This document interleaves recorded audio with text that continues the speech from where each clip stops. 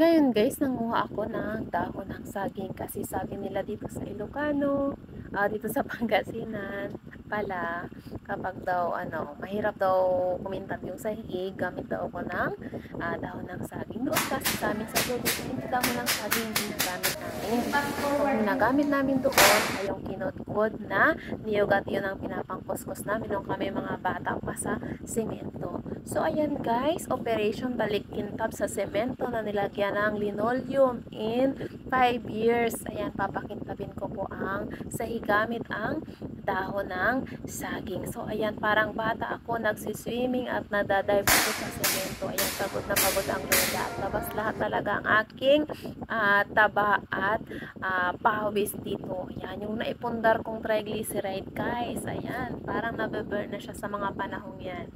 Pero sad to say guys, hindi effective itong mga dahon ng saging. So napagod lamang inyong lola, kaya balik floor wax ako.